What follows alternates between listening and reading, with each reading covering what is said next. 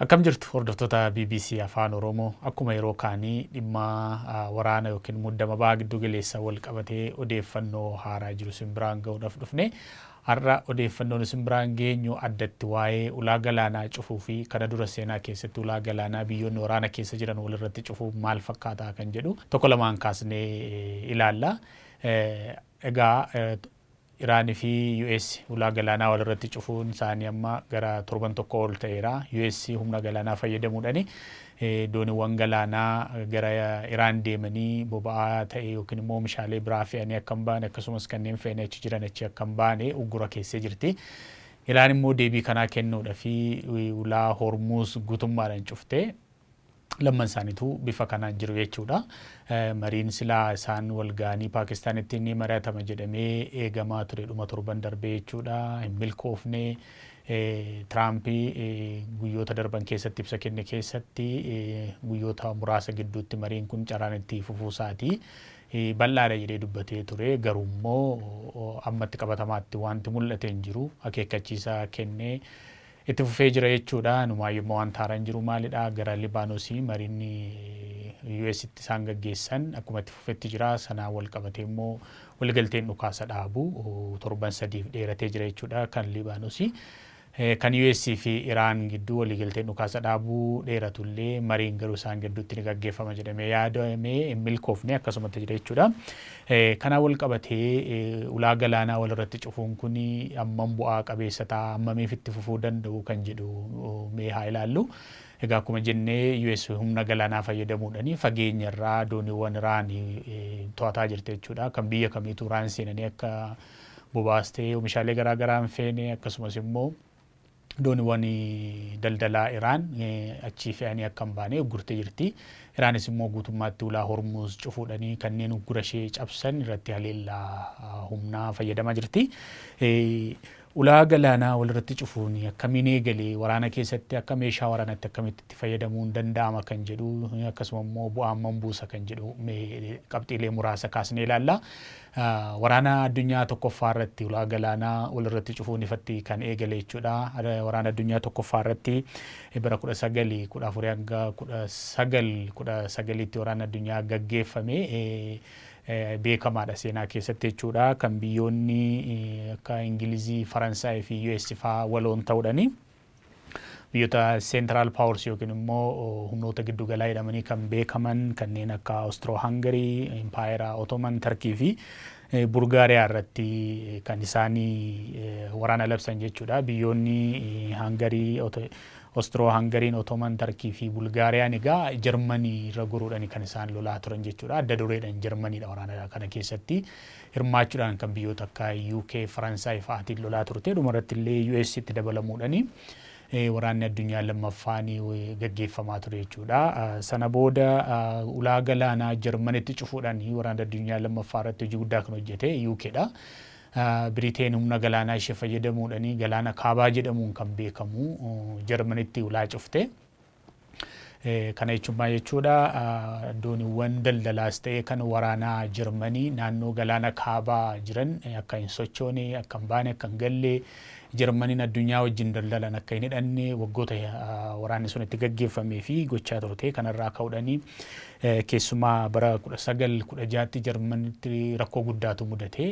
Keessumaa rakkoo dhiyeessii boba'aa wal qabate akkasumas xaa'oo oomishaalee qonnaa fi qoricha midhaan nyaataa hedduutu Jarmaniin rakkoo mudate. Sanarraa kan ka'e beelli fi hanqinni nyaataa mudachuudhaan Jarman keessatti namoota kumaan dhibbaan lakkaa'aman akka du'anii ragaaleen ni agarsiisu.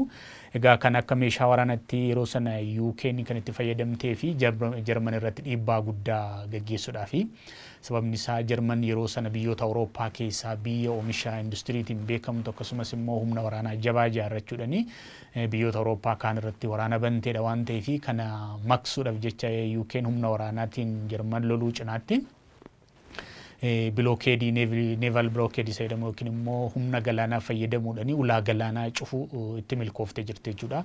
Dooniiwwan waraanas ta'e dooniiwwan daldalaa Jarman yeroo isaan naannoo galaana kaabaa keessa socho'anii humna galaanaa ishee fayyadamuudhaan haleellaa gaggeessuudhaan dooniiwwan Jarman hedduu mancaaste.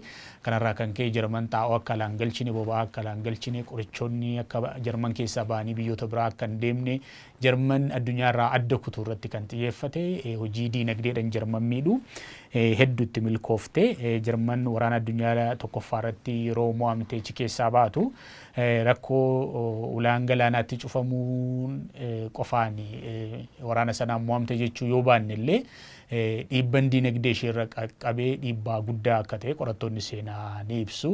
Namoonni hanqina nyaataatiin yookiin immoo hanqina oomishaatirraa kan ka'e Jarman keessatti namoonni nagaan 100,000 lakkaa'amanii rakkoo garaagaraaf saaxilamurraa kan ka'e akka du'an illee ragaaleen ni agarsiisu. Kanaaf waraana addunyaa tokkoffaa keessatti UK'n akka meeshaa waraanaatti itti fayyadamuudhaan baay'ee itti milkoofte.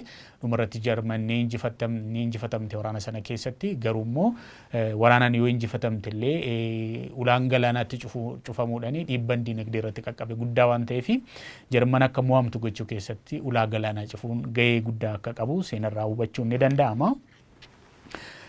Inni kan biraa gara waraana addunyaa lammaffaatti yoo dhufne waraana addunyaa lammaffaa keessatti ammas Jarmanii biyyoota akka UK, biyyoota akka Faransaay, Ameerikaa fa'aa loluudhaan beekamtii. Jarman cinaa immoo hiriiruudhaan kanneen waraana sanarratti hirmaatan Triple Entente jedhamuudhaan kan beekamu jechuudha waraana addunyaa lammaffaa keessatti. Empire Japan tokkodha. Japan waraana addunyaa lammaffaa keessatti hedduu hirmaattee waraana sana keessatti lola guddaa gaggeessitee dhumarratti Ameerikaan boombii niikularaa 2 Hirooshimaa fi magaalaa Nagasaaki irratti bara 1945 irratti darbachuudhaan kan dhumarratti Jarman Jaappaanii harka kennatte. Jaapaan yeroo sana Ameerikaan humna waraanaa fayyadamuun cinaatti Jaapaan maal gootee itti naannoftee dooniiwwan waraanaa bobbaasuudhaan akkasumas immoo sabmariin isa jedhamu doonii waraanaa galaana jala deemu fayyadamuudhaan humna waraanaa irratti gaggeessuu qofa osoo hin taane daldalli Jaapaan akka hin qaqqabne Jaapaan keessaa bahee addunyaa biraa akka hin goone sochii dooniiwwan daldalaa Jaapaan galaana irratti taasisan danqaa turte jechuudha. Kuni keessumaa bara 1943 irraa kaasuudhaan Ameerikaan kanarratti hirmaachaa kan turte. Jaapaan adda kan godhu maalidha? Biyya oddolaan marfamte yookiin immoo biyya galaanaan marfamteedha. Oddola hedduutu bakka tokkotti dhufee biyya Jaapaan ta'a waan ta'eef diinagdeen ishii sochiin daldalaa kamiyyuu kan Jaapaan galaana irratti hundaa'a. Sochiin daldalaa Jaapaan akka malee jalaa miidhame. Keessumaa sabmariin warri jedhaman kun dooniiwwan waraanaa Ameerikaa galaana jala deemanii haleellaan isaan dooniiwwan daldalaa Iraan irratti gaggeessan guddaa ture jechuudha. Kanaaf keessumaa Jaapaan oddola tokkorraa gara oddola biraatti reeshinii waraanaa gaaf geessitu, loojistikii waraanaa gaaf geessitu, akkasumas immoo meeshaalee daldalaa oddolawwan jiran gidduu gaafa sosochoostu, akkasumas biyyoota biraa wajjin meeshaalee daldalaa kana gaafa alergii geessitu yookiin immoo meeshaalee dheedhii gaafa alaa fidattu dooniiwwan waraanaa Ameerikaa karaatti eeganii haleellaa guddaa gaggeessaa turani. Gaafame Jaappaanii waraanni addunyaa lammaffaan bara 1945tti dhumee harka kennattu hojii guddaa kan hojjete boombiiwwan niikularaa Ameerikaan irratti darbatte ta'ullee waraanni sun yeroo xumuramu Jaappaan humni galaanaa ishee hin qabdu. Waraanni sun yeroo xumuramu dooniiwwan daldalaa Jaapaan qabdu harki guddaan isaanii jalaa manca'aniiru jechuudha sababa uggura Ameerikaan irra keessanii. Kanaaf Jaapaanii waraana addunyaa lammaffaa irratti mo'amuu ishee keessatti uggurri galaanaa Ameerikaanii Jaapaan irra keesse gahee guddaa akka taphateedha kan himamu. Waraanaan injifatamtullee niikular boombiidhaan injifatamtullee garuummoo diinagdeen ishee dadhabaa deemuudhaan alergiin ishee dadhabaa deemuudhaan dooniiwwan waraanaa ishee galaana irratti gubachuudhaan harka qullaa akka ishee hambiste Ameerikaan harka duwwaa akka ishee hambistetti ilaalama yeroo sana jechuudha. Jaapaan baay'ee miidhamte. Kanaaf waraana addunyaa tokkoffaa fi lammaffaa irratti doonii waraanaa humna yookiin immoo humna galaanaa fayyadamuudhaan biyya diina hidhanii ittiin lolan tokkotti marsanii ugguruun bu'aa guddaa akka argamsiise seenarraa hubachuun ni danda'ama. Inni kan biraa bara waraana hololaa jedhamuudhaan kan beekamu keessumaa bara 1960moota keessaa kaasee hiriira siyaasaa warra lixaa fi akkasumas immoo Soviet Union gidduu tureeni naannoo kibba Ameerikaa Laatiin Ameerikaatti muddamni guddaan uumamee ture jechuudha. Kuubaa fi Ameerikaa gidduutti muddama guddaatu ture. Sababni isaa yeroo sana Kuubaan sirna siyaasaa warra Sooviyetii hordofti waan ta'eef ammas isumatti ciccitee jirti. Yeroo sana immoo Raashiyaa wajjin michummaa cimaa qabaachuurraa kan ka'e meeshaalee waraanaa Raashiyaa keessumaa misaayil kiraasis jedhamuudhaan kan beekamu Kuubaa keessa qubsiistee turte jechuudha Raashiyaani. Muddamni US fi Soviet Union gidduu jiru muddama ilaalcha siyaasaa qofa osoo hin taane gara muddama waraanaatti ce'ee ture. Misaa'eelota baalistikii gurguddaa fageenya dheeraa deemuu danda'anii Raashiyaan ammaa yeroo sana Soviet Union jedhamuudhaan beekamtu Kuubaa fiduurraa kan ka'e Ameerikaanii yaaddoo keessa galuudhaanii naannoo Kuubaatti marsuudhaan humna galaanaa bobbaaste. Kunis sochii dooniiwwan waraanaa Kuubaa fi kan Raashiyaa naannoo sanatti taasisan to'achuudhaaf kan qindeeffame ture. Guutummaan cufuu miti, sababni isaa Raashiyaa wajjin hidhata cimaa qabdi waan ta'eef Raashiyaan humna waraanaa jabaa US dura dhaabbachuu qabdi waan ta'eef fuula fuulanii dooniiwwan waraanaa Raashiyaatti baatee hin cufne US'n garuu immoo naannoo sana to'achuudhaan naannoo sanatti mul'achuudhaan sodaachisuudhaan jira jechuudhaan maal jedhama kuni kwaarantiin jedhama. Fakkeenyaaf akkuma yeroo koronaa sana kwaarantiin jechuun namoota muraasa bakka tokkotti namoota shakkan qabanii naannoo sanatti tiksu jechuudha. Bahuu galuun dhorkan garuu hordofu jechuudha. Kanaaf dooniiwwan waraanaa Ameerikaa maal godhu naannoo Kuubaa sana marsuudhaan itti mul'achuudhaan sochii misaa'ilaa Soviet Union naannoo sana akka kan gaheen alatti kan biraa kan dhufne meeshaalee waraanaa biraa akka garasiin imalle gochuudhaani gahee guddaa akka taphatteetu himama. Kuni Kuubaa misaayil kiraayisis jedhamuudhaan kan beekamu yeroo sana jechuudha. Naannoo ji'a tokkoof qofaaf kan turedha bara pirezidaantii John F. Kennedy kun kan ta'e bara 1962 jechuudha.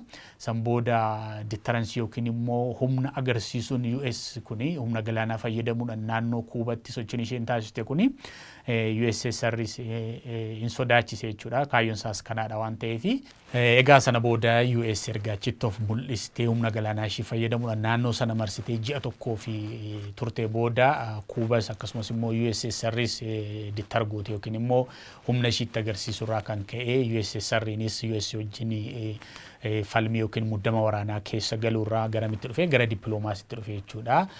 Mooskoon yookiin immoo USSR'n misaa'ilota Kuubaa keessa akka baastu akkasuma immoo USA'nis misaa'ilota fageenya dheeraa imaluu danda'anii Turkii keessa kanumaaf jechuudha dhoksaadhanii ishiinis akka achi keessaa baastu walii galanii uggurri suni bifa kanaan xumura jechuudha. Ji'a tokkoof qofa kan turedha. Dhumarratti garuu dippiloomaasiidhaani dubbiin sun furamee Raashiyaan USSR'n misaa'ilota Kuubaa keessa ni baaste.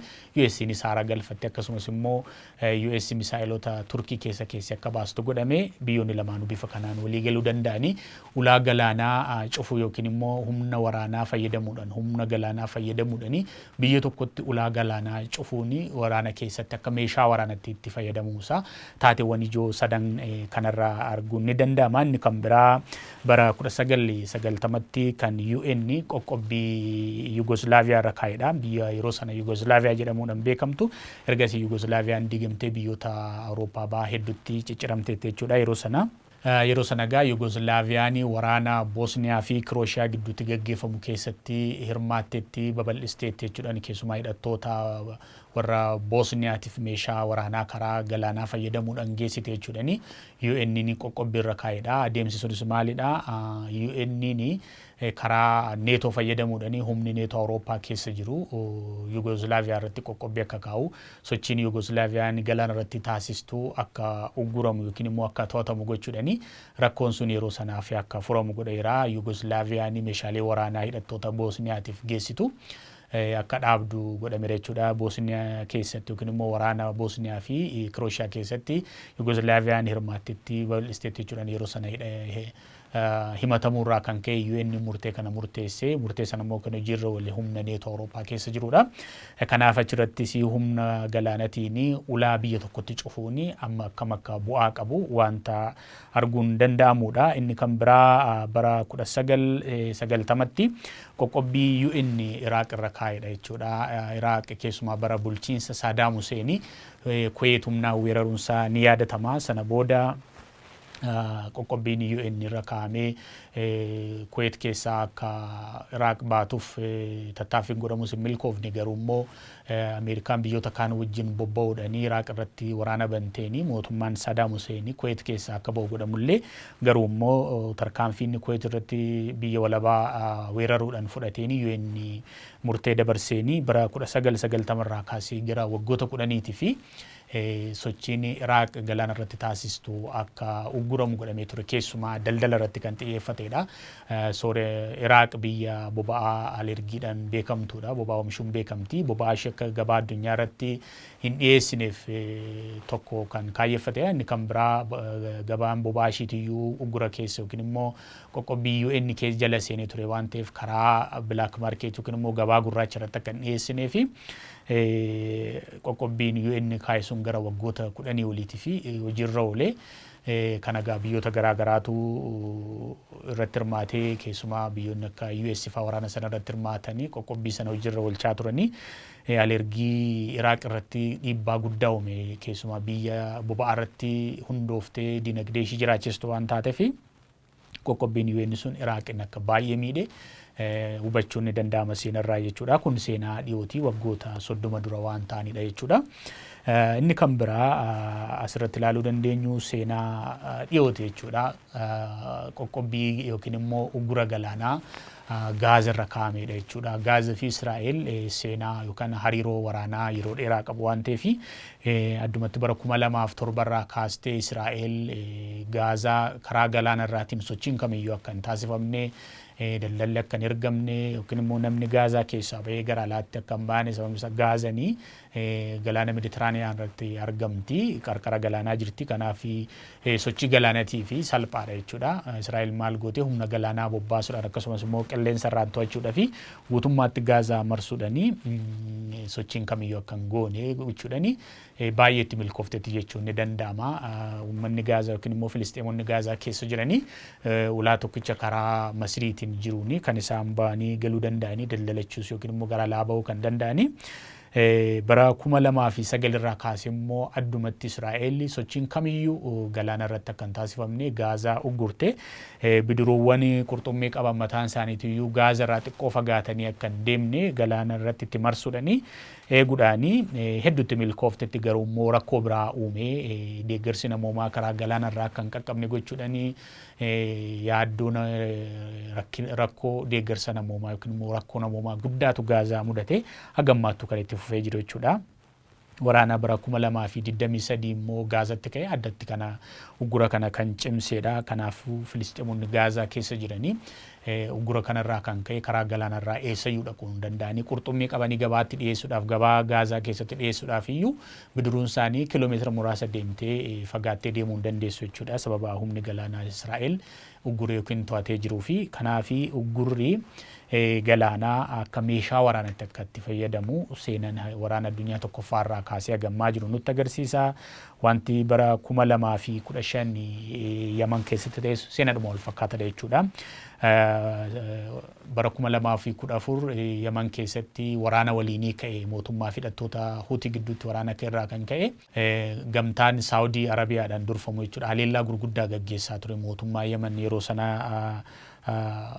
gargaaruudhaan jechuudha. Kanarraa kan ka'e qoqqobbiin Yaman irra kaa'amee ture jechuudha. Keessumaa meeshaan waraanaa gara Yaman akka hin deemne hidhattoota Huutii akka hin gallee fi qoqqobbii guddaatu godhamee ture hagammaatti iyyuu kan itti fufe jechuudha. Garuu immoo suni maal godhee keessumaa UN yeroo garaa garaatti kan gabaasa dhiyeessu rakkoon namoomaa guddaan amma Yaman mudatee jiru akka dhufu kan godhe keessaa tokko uggurri kaa'amuu isaati. Yeroo sana uggurri kaa'amee ture maalidha? Yeroo sana biyyoonni gamtaa Saawudii Arabiyaadhaan durfaman uggura sana akka hojiirra oolchanii fi UN illee akeekni yookiin immoo qajeelfamni kenne deeggarsi namoomas ta'ee daldalli karaa idilee fi seera qabeessa ta'e gara Yaman akka seenu garuu immoo meeshaan waraanaa fi akkasumas daldalli sochiin seeraan alaa galaana irratti godhamu akka hin taasifamnee fi kun wal bira qabamee akka deemamu rakkoon namoomaa akka hin uumamneef jedhee dhaabbanni biyyoota gamtoomanii illee yeroo sana qajeelfama kaa'ee ture garuu immoo gaafa hojiitti hiikamu kuni rakkoo guddaa uume jechuudha. Sababa ugguraatiin seenaa uggura galaanarraatiin